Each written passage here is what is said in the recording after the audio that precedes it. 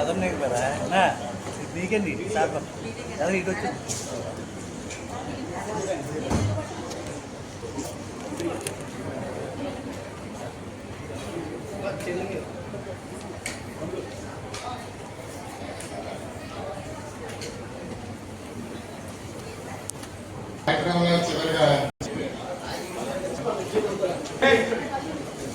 అయినా ఒక కులానికి పని చేయలేదు, ఒక మతానికి పని చేయలేదు, ఒక ప్రాంతానికి పని చేయలేదు.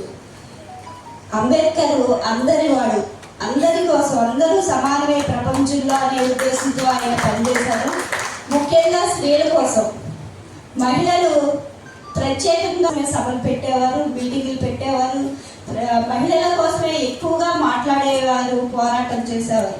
ఈరోజు నేను ఇక్కడ మాట్లాడగలుగుతున్నానంటే ఉద్యోగస్తులు ఎంతో మంది మహిళలు తన స్వేచ్ఛగా తిరిగి ఉద్యోగం చేసుకోగలుగుతున్నారంటే దానికి ముఖ్యమైన కారణం మన అంబేద్కర్ అని మనం ఎంతో గర్వంగా, మన మహిళలందరూ కూడా గర్వంగా చెప్పుకోవాల్సిన రోజు ఈ రోజు.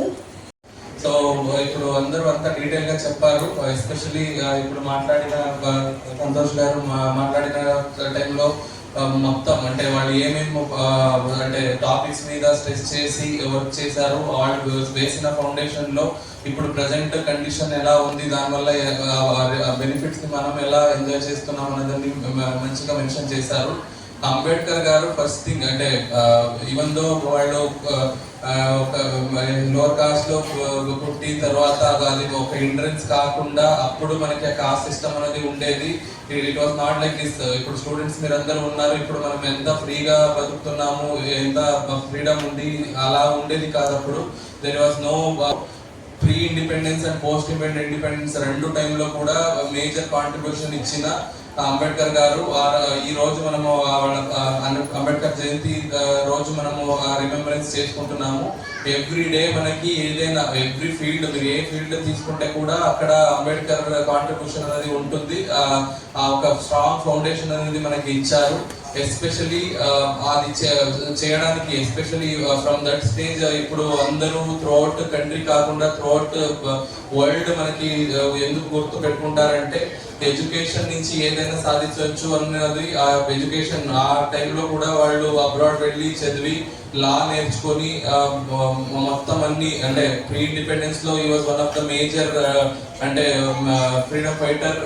మనకి ఇండిపెండెన్స్ రావడానికి మేజర్ ఒక పర్సన్ కాంట్రిబ్యూషన్ కూడా వాళ్ళది ఉంది. అది కాకుండా పోస్ట్ ఇండిపెండెన్స్ రీఆర్గనైజేషన్ లో కూడా అంబేద్కర్ గారు కాంట్రిబ్యూషన్ ఇస్ ఇమ్మెన్స్.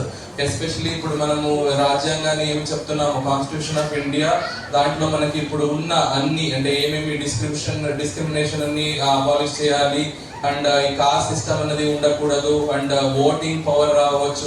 మనం ఇప్పుడు ఉన్న for example UPSC, state public service commissions ఏమేమి ఉన్నాయో ఇవన్నీ కాన్స్టిట్యూషన్ లో తీసుకువచ్చి మొత్తం మీరు విశ్వ లెవెల్లో అంటే మొత్తం వరల్డ్ లెవెల్లో చూస్తే మీరు ఇంత కాంప్రిహెన్సివ్ గా ఉన్న రాజ్యాంగాన్ని, ఆ కాన్స్టిట్యూషన్ ని మీరు ఎక్కడ కూడా చూడలేరు. అంత కాంప్రిహెన్సివ్ గా అది డ్రాఫ్ట్ చేశారు.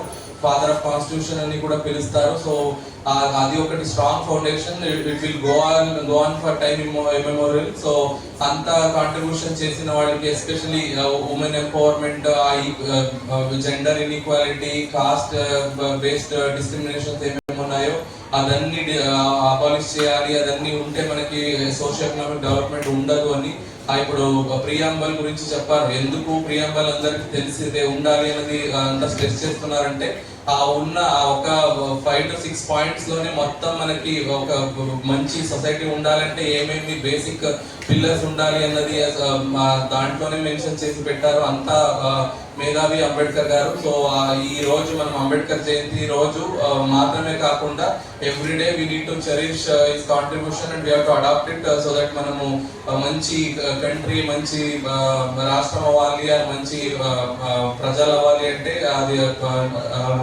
అంటే ఖచ్చితంగా మనము అది పాటించాలి అని చెప్తూ ఈ ప్రోగ్రామ్ కి వచ్చి మీరు అందరూ పార్టిసిపేట్ చేసిన దానికి మరొకసారి థ్యాంక్ యూ చెప్తూ సెలవు తీసుకుంటాం. Thank you.